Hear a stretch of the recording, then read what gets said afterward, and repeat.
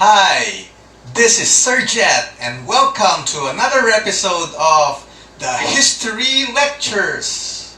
Today we will have part 2 of the lesson on Corys Speech before the US Congress. Last time you saw the document and you saw some important details that we will discuss today. And by discussing them, we will be actually analyzing not only the document but the life, the Filipino life during the EDSA revolution and the Fifth Republic. Okay, so are you ready? Let's talk about the speech of Cory before the US Congress. You now know the story about EDSA, so let's talk about life after EDSA revolution. The world saw that a people can actually stage a bloodless revolution. It was possible, and the Filipino people proved that not only to ourselves but to the whole world. And you know what? The 1986 People Power Revolution became a model for the communist countries to have their own revolutions. The communist countries were living in a situation wherein there's no freedom in their place.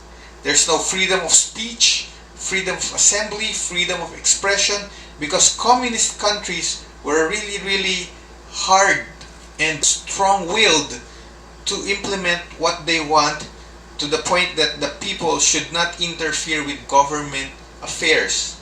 And all the people who would interfere with the government or would complain to the government would be jailed or killed. And they were living in that setup for decades. And when they heard or learned about what happened in the Philippines, they got inspired to do the same. So the people in the communist countries came out of their homes and had protests, mass gatherings against their governments. And their military also copied what happened in the Philippines. They turned their loyalty against their government and they were on the side of the people, wanting democracy to be restored in those communist countries. The first country to do that was East Germany in 1989, 3 years after EDSA. At that time, there were two Germanys, West Germany, which is democratic, and East Germany, which was communist. And the city of Berlin is also divided. There's West Berlin that is democratic and East Berlin that is communist. And between them is the Berlin Wall, so that nobody can cross over to the other side.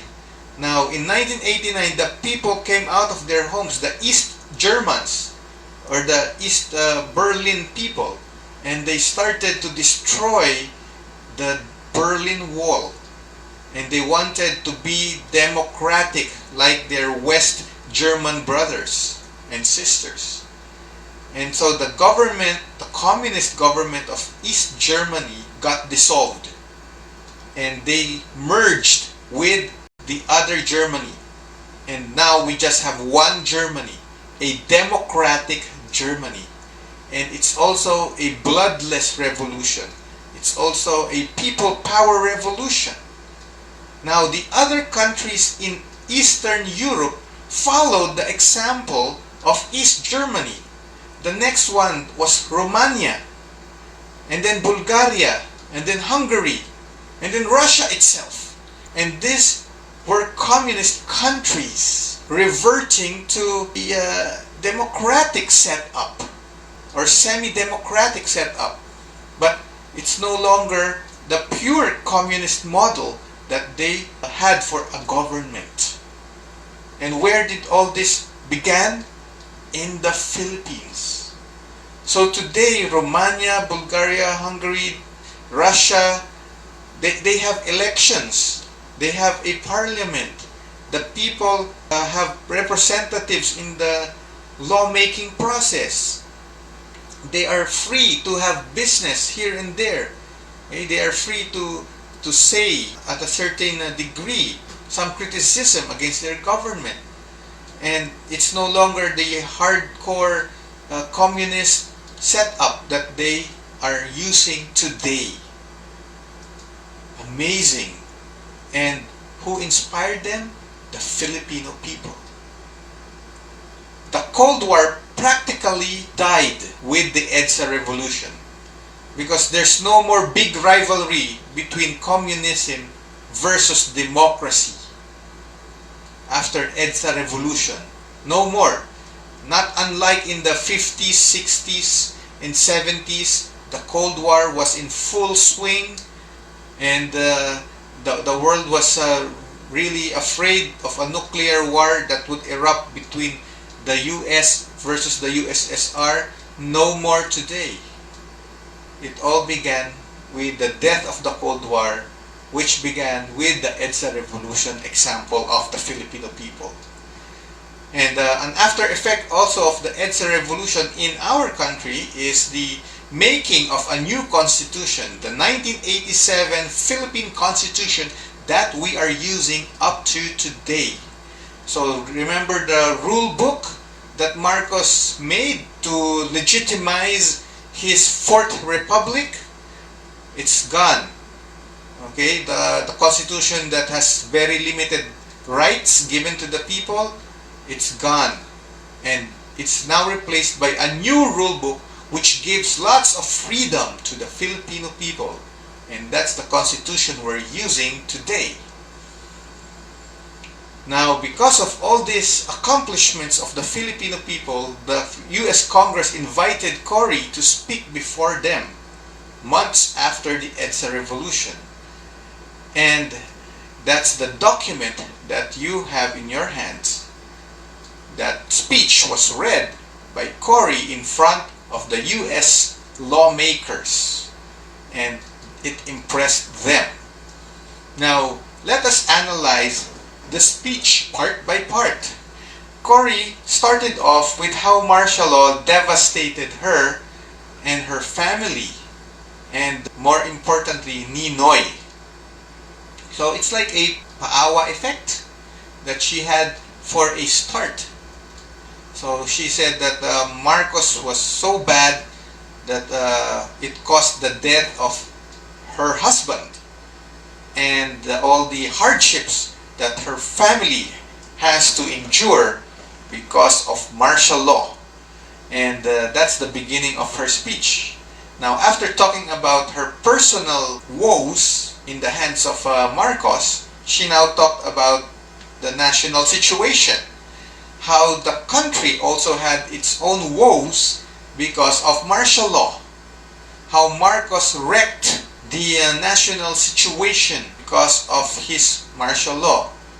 How the country suffered, and the people are in pain and agony, wanting for democracy to be restored.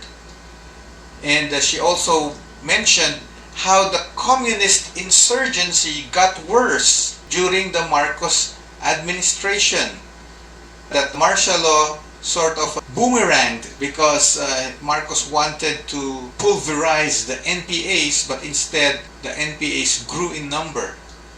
Cory said that the country wasn't really in chaos in 1972. There were just very few NPAs. And suddenly, at the end of martial law, the NPAs grew in number several fold. It's now bigger than when it started off at the start of martial law. And it's because of Marcos's iron hand. The people didn't like how Marcos ran the country, so more people became rebels. So that's the point of Cory.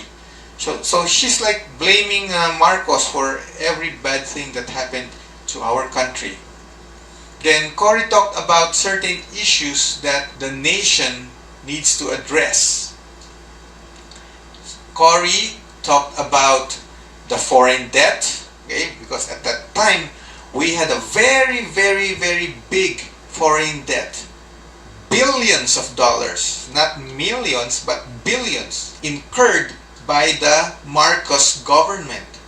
And what are we to do with this? Shall we pay this, or shall we just ask the US to forgive us and not pay the debt anymore?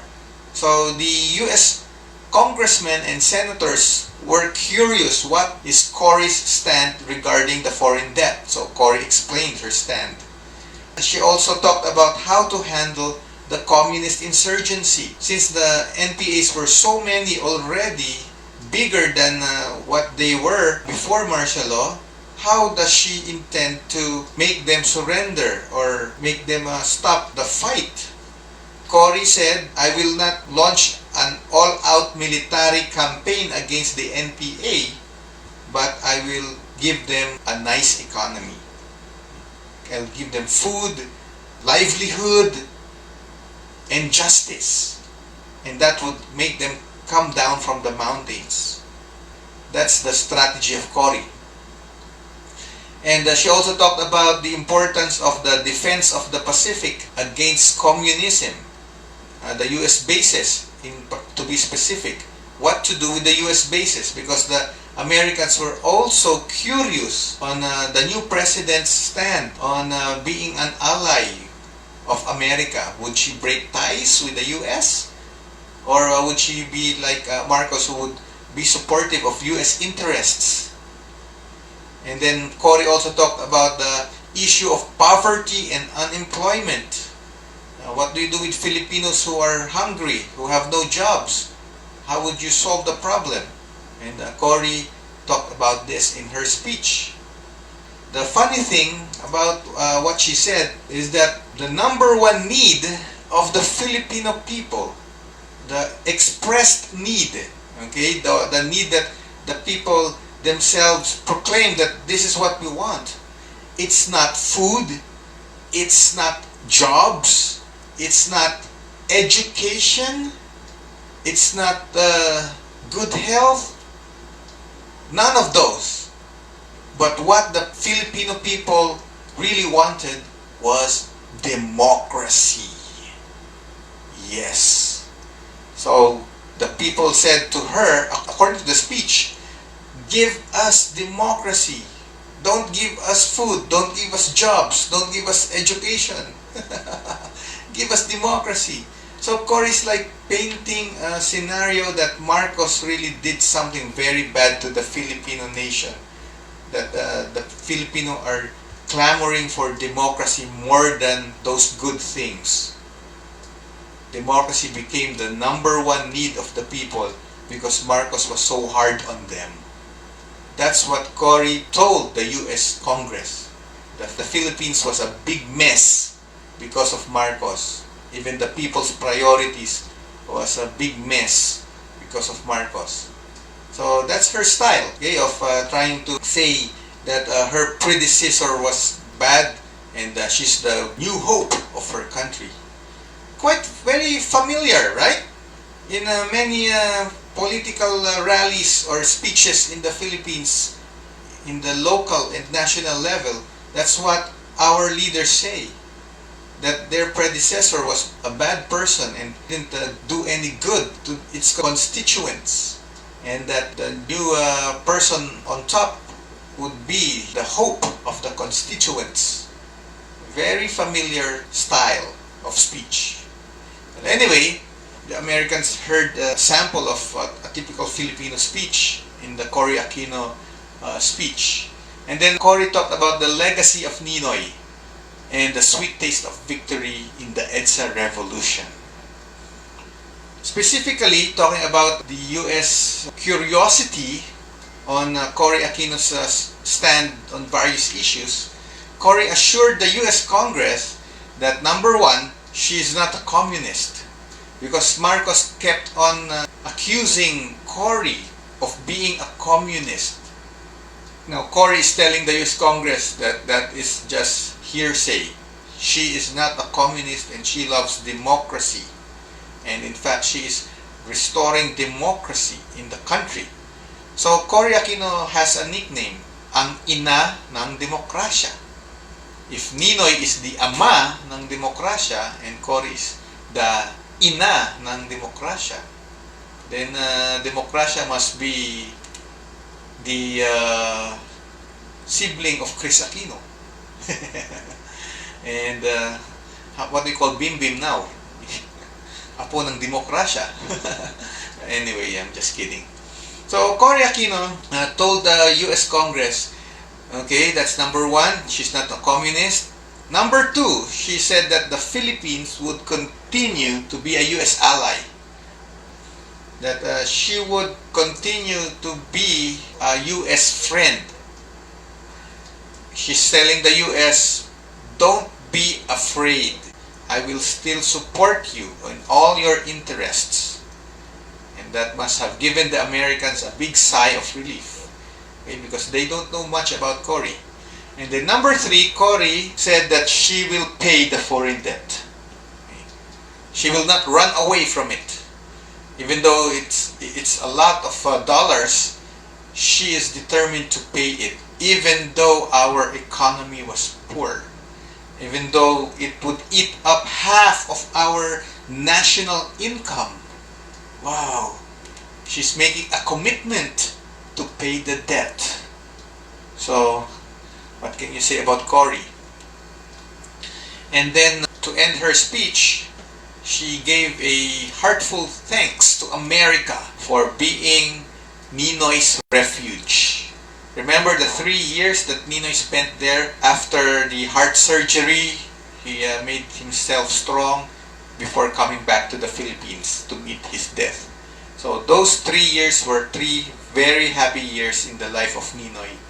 And he was with the whole family in Boston, having a great bonding time with one another. The 3 happiest years of the Aquino family. And thanks to the US for that. And that's how she ended the speech. And she earned a standing ovation after the speech. The Americans were so much impressed about this lady. Actually, she's the first woman president of our country. So she's really very unique. Okay? A lot of firsts in her resume. Okay, so now, what's life in the Fifth Republic? The Fifth Republic is the time when the Fourth Republic is gone. So no more martial law, that's the Fourth Republic. So we are now in the Fifth Republic, beginning with Cory, and then the next president was Ramos, okay, and then ERAP, GMA, and then after GMA, Pinoy, and now Duterte. So, what's the life in the early years of the Fifth Republic? After Cory went home, after delivering the speech, this is what happened. Not long after Cory sat in power, many got disappointed with her administration. It's not a happy ending that happened after EDSA revolution, because her inexperience, inefficiency, and too much pro-US stand showed off, and the people didn't like it. You know, during the campaign period in 1986, Marcos, his favorite attack on Cory would be Cory's inexperience in politics. Marcos is saying that, you know, my opponent, she is just a housewife.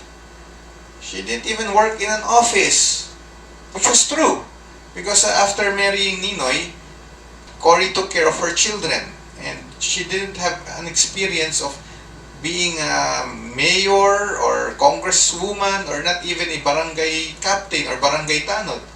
And then Marcos said, and you are going to put her in power to be the #1 highest person in the land? What she knows is only cooking and taking care of kids, but you cannot really put her in power. But me, okay, according to Marcos, I am a president for 21 years. Before president, I was senator, congressman, okay, champion lawyer, and I have a lot of experience. So don't put Cory in power. And Cory, on her part, would also tell the people, yes, I admit I have no experience. no experience in stealing, no experience in killing political rivals, no experience in corruption. And then the people would say, "Woo, Cory, Cory, Cory." Wow. And now, after the election, Marcos's warnings proved to be true. Because of Cory's inexperience, her decision making was very slow. She doesn't know too much about the political world, that she relied too often, too much on advisors to give her crash courses on certain topics before she could sign or make her decisions. And so the people got disappointed with that kind of setup. The president being very passive in her dealings and inefficient also, because one big problem then that I remember was the power shortage. There were very, very frequent brownouts during that time because of mismanagement of the government on the power plants. There were frequent brownouts, and people were so angry at the government for being such a lame duck in solving the power crisis of the Philippines at that time. And then the people also noticed the too much pro-US stand of Cory Aquino, especially on the US bases, because the Filipino people wanted the US bases out because its contract here was expiring in the early 1990s, and Cory Aquino lobbied for the retention of the US bases. She really walked the extra mile to try to convince the senators to vote for the staying of the US bases. And the Filipino people didn't like that. The president was so biased in making the US interests continue here in the Philippines. But the end of the story was the US bases were evicted because majority of the senators, by just one vote actually, a 1-point lead, the senators voted on it, and the winner was the US bases had to leave. So now the US bases are no more in the Philippines. Clark and Subic are now Philippine soil. It's no longer US soil on Philippine map. And the people noticed that, yeah, Cory was too much pro-US. And so they have a lot of failed expectations, the people during Cory's time. And as a result, you know what? There were coup d'etat attempts against Cory Aquino. The military secretly planned a takeover because they don't want how the country is being run by Cory. So the military would one day surround Malacanang and try to get rid of the president. And it's not just once that happened, but 7 times. Yes, there were 7 coup attempts in Cory's term trying to get rid of her. Who led the coup attempts? Gringo Hunasan, who was a colonel at that time. And later on, Gringo became a senator. Yeah. So, the coup attempts were unsuccessful because the government was able to protect Cory. Soldiers who were loyal to Cory were more in number, and they were able to repel the 7 coup attempts. Thanks to General Ramos, or Defense Secretary Ramos, who was very loyal to Cory. Thanks also to the US bases, because there was one coup attempt that was almost successful had not the US fighter planes intervened. So they flew around Malacanang and scared off the coup plotters, and Cory was preserved in power. So the 7 coup attempts is sort of a sign that the people were not happy with Cory. The military were not happy with Cory. And it didn't happen in other administrations. 7 coup attempts in the time of so-and-so president didn't happen, but only in Cory's time. So this could be a sign that people were really unhappy with her administration. Now, looking back at EDSA revolution, now where we are, several years after EDSA, more than 2 decades after EDSA, what now? Was EDSA revolution really a revolution? Because some critics are saying, how would you define revolution? Revolution is the total and radical change in the social structure. Okay, just like in the French Revolution or in the Russian Revolution, wherein there's a total change in the social structure. The rich got toppled and the poor became the rulers of the land. That's what happened in the Russian Revolution. The system of government changed. Like in the French Revolution, the monarchy was replaced by democracy. In the Russian Revolution, monarchy was replaced by communism. So that's the definition of revolution. There is a total and radical change in the social structure. But how about EDSA revolution? Did we experience such a change? And the people, our analysts would say, parang hindi. Because the poor are still poor. The poor people before EDSA, they are still poor today. The landless are still landless. The beggars are still beggars. See? And there's still rampant graft and corruption. There's graft and corruption then, there's still graft and corruption today. See? And there's no genuine land reform.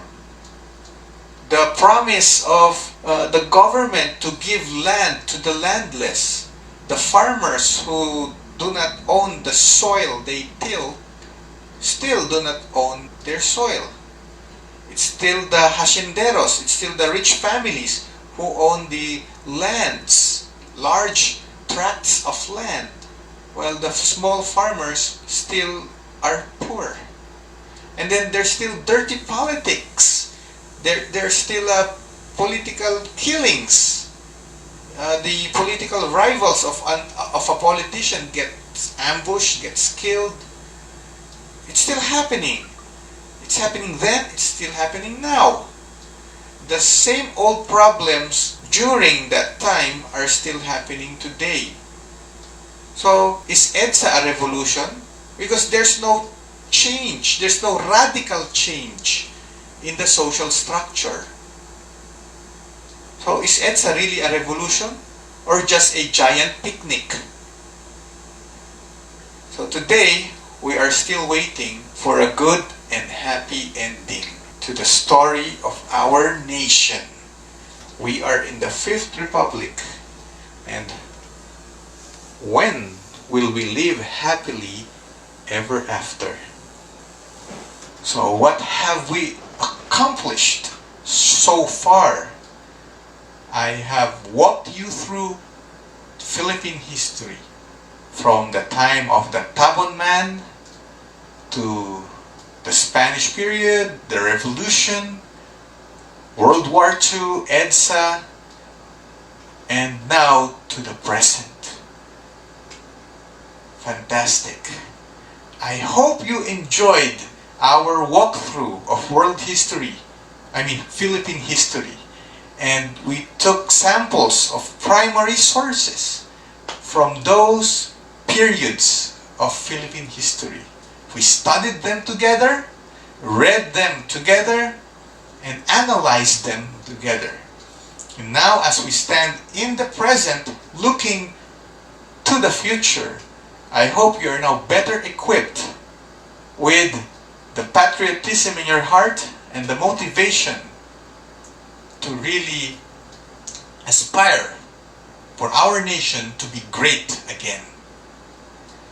Now, this is not the ending of our course. Okay, we still have some more lessons after this episode. So we pause for a while, try to digest everything that I have told you, and I will see you in our next episode. This is Sir Jet saying goodbye and thank you.